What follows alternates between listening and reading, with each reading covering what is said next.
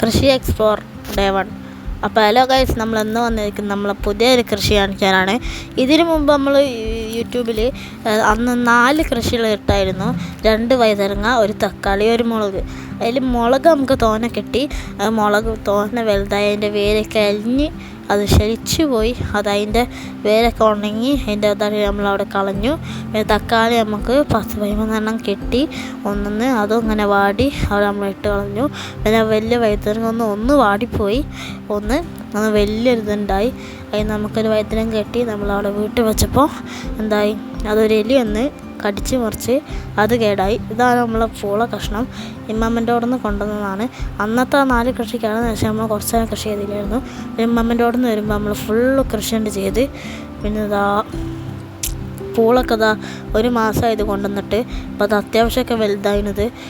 ഈ പൂളൊക്കെ നല്ല പൊത്തും പുതനായിട്ട് നിൽക്കുന്നുണ്ട്.